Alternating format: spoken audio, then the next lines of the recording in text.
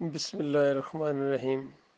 اگرچہ ان مذہبی داستانوں کی حقیقت میں جانتا ہوں، پھر بھی بہت شور سنتے آ رہے تھے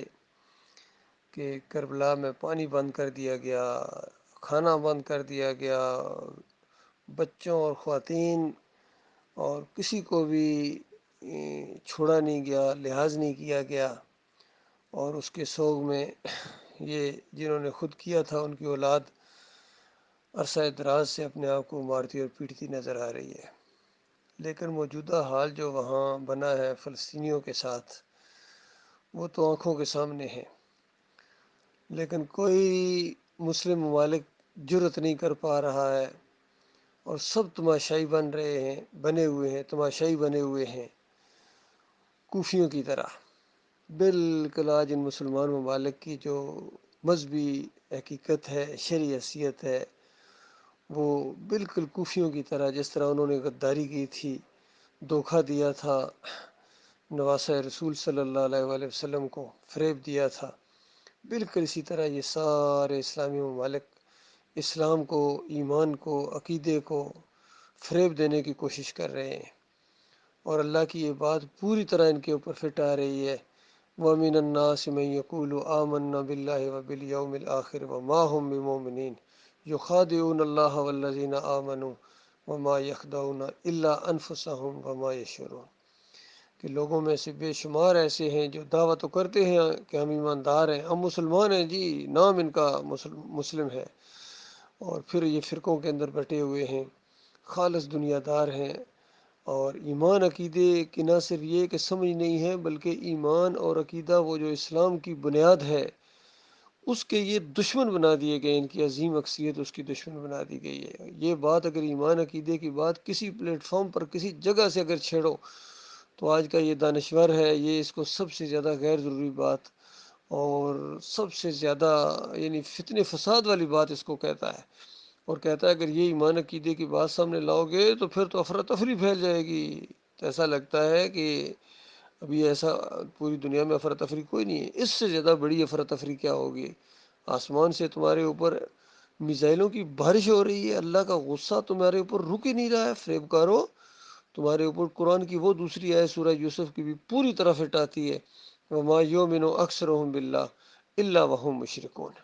کہ اکثریت اس طرح ایمان لاتی ہے کہ ایمان کا دعویٰ کرنے کے ساتھ ساتھ شرک بھی کرتے ہیں، ہوتے مشرک ہیں، تو اس طرح اللہ کی کچھ باتوں کو مانتے ہیں اور کچھ باتوں کو نہیں مانتے ہیں۔ أَفَتُؤْمِنُونَ بِبَعْضِ الْكِتَابِ وَتَكْفُرُونَ بِبَعْضٍ کتاب کی کچھ حصے کو مانتے ہو اور کچھ کو نہیں مانتے ہو، جو اپنے خلاف جاتا ہے اس کو نہیں مانتے ہو، تو کیا سزا ہو سکتی ہے ایسے لوگوں کی، سوائے اس کے کہ دنیا میں ذلت جو اپنی آنکھوں سے دیکھ رہے ہیں، دنیا میں ذلت اپنی آنکھوں سے دیکھ رہے ہیں، اور آخرت میں اشد العذاب وہ بھی اپنی آنکھوں سے دیکھو گے۔ تو آج اللہ کے بندو، یہ تمہارا اصل جرم یہ ہے جس کی تمہیں سزا مل رہی ہے، کیونکہ سورہ الانعام کے اندر اس عذاب کا ذکر ہے۔ مالک فرماتا ہے اگر تم ایمان عقیدے کی بات ماننے کے لیے تیار نہیں ہو تو اس کے بعد اللہ پوری طرح اس پر قدرت رکھتا ہے کہ وہ نیچے سے تمہارے لیے عذاب نازل کرے، اوپر سے آسمان سے یہ جو بارش اوپر میزائلوں کی ہو رہی ہے اوپر سے آ رہی ہے، سمجھ لیں پچھلی قوموں کے اوپر پتھروں کی بارش ہوئی ہے، تو تمہارے اوپر میزائلوں کی بارش ہو رہی ہے جو پتھروں سے زیادہ سخت ہوتے ہیں۔ ایک ایک میزائل جب گرتا ہے پھٹتا ہے، بلڈنگوں کو، کنکریٹ بنکرز کو توڑ دیتا ہے۔ تو یہ بھی ہو رہا ہے اب ان مسلمانوں کے ساتھ، ان کے شرک کی وجہ سے، ان کے کفر کی وجہ سے، ان کی نامردی کی وجہ سے، ان کی دنیا داری کی وجہ سے، ان کی فریب کاری کی وجہ سے، سارے دیکھ رہے ہیں، سارے دیکھ رہے ہیں۔ اور سب سے زیادہ اس معاملے میں غداری کی ہے ان عربوں نے، جن کے اوپر اللہ کا عذاب اب رک ہی نہیں رہا ہے، اللہ کا غصہ ان کے اوپر رک ہی نہیں رہا ہے، کیونکہ انہوں نے اللہ کے دین کے ساتھ فریب کیا ہے۔ ان کی اپنی زبان کے اندر یہ کتاب نازل ہوئی تھی، اور اگر تم کتاب کو نہیں مانتے ہو تو پھر تم کسی اصل کے اوپر نہیں ہو۔ ایمان عقیدے کے ساتھ جب تم غداری کرتے ہو تو پھر تمہاری مساجد اور تمہارے علاقوں کی کوئی اہمیت نہیں ہے اللہ کے نزدیک، نہ کوئی مکی ہے، نہ کوئی مدنی ہے، نہ کوئی کسی اور علاقے کا ہے۔ اگر وہ شرک کرتا ہے تو اللہ کا دشمن ہے، وہ علاقہ اس کو نہیں بچا سکتا ہے، وہ علاقہ اس کو عزت نہیں دے سکتا ہے، کسی کا کوئی خاندان اس کو عزت نہیں دے سکتا ہے، اس کی دولت اس کو عزت نہیں دے سکتی ہے، اس کا علم اس کا منصب اس کو عزت نہیں دے سکتا ہے، جس کو اللہ کرا دے۔ اور اللہ تعالیٰ عزت دیتا ہے ایمانداروں کو، جو صحیح معنوں میں اللہ کے ماننے والے ہوں۔ اللہ کی عزت ہے، اور اللہ نے اپنے انبیاء کو، رسولوں کو عزت دی ہے، اور رسولوں کے ماننے والوں کو عزت دی ہے۔ تو جب ماننے والے بنو گے تب وَأَنْتُمُ الْأَعْلَوْنَ إِن كُنتُم مُؤْمِنِينَ جو کہا گیا تھا، یہ مشروط وعدہ تھا کہ تمہارا سر بلند ہوگا اگر تم مومن بن جاؤ، مومن بن جاؤ تب۔ تم کفر و شرک کھلانے والے بنو، تم اللہ کے ذات کے ساتھ ٹکڑے مانو، کوئی اللہ کے بیٹے مان رہا ہے، اللہ کے بیٹے ماننے والے اللہ کی ذات کے ساتھ نور میں نور اللہ کا عقیدہ رکھنے والے آپس میں لڑائی کر رہے ہیں، دونوں کے اوپر میزائلوں کی بارش، ادھر سے راکٹ پھینکے جاتے ہیں، ادھر سے میزائل پھینکے جاتے ہیں، دونوں اللہ کے عذاب کی لپیٹ میں ہیں، اور دونوں مرتے جا رہے ہیں جہنم کی آگ کے اندر۔ چاہے جو مرضی کہو کہ شہید ہو گئے، یہ ہو گئے، اتنے ان کے مارے گئے اور ان کے شہید ہو گئے، اچھا جو اللہ کا بیٹا بنائے ان کے مارے گئے، اور جو اللہ کے ساتھ نور و نور اللہ کا عقیدہ رکھیں، یا رسول مدد کی پکارے لگائیں، یا علی مدد کی پکارے لگائیں، یہ مرتے جائیں گے، یہ جنت میں جائیں گے۔ کیسا انصاف ہے تمہارا مسلمانوں! اور اب یہ جو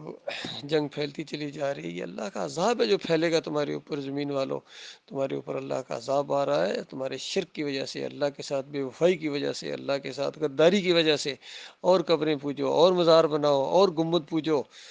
اور پیری مریدی کرو، اور تعویذ گنڈا کرو، اور جمہوریت کے مشرکانہ نظام کو تقویت دو، یہ سارے مل گئے ہیں آپس میں۔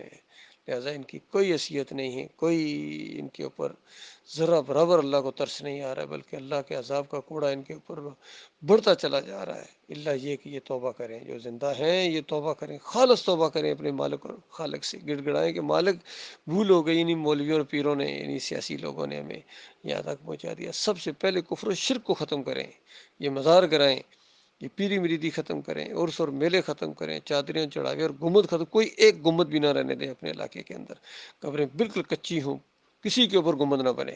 یہ نبی علیہ السلام کی تعلیمات کے خلاف ہے، شرک کی چیز ہے، قبریں پوجی جا رہی ہیں، پیر پوجے جا رہے ہیں، مولوی پوجے جا رہے ہیں، اللہ کے علاوہ رب بنا لیا ان کو، اس وجہ سے اللہ کا غصہ بڑھتا ہے اس قوم کے اوپر۔ اللہ تعالیٰ غور و فکر کرنے کی توفیق عطا فرمائے۔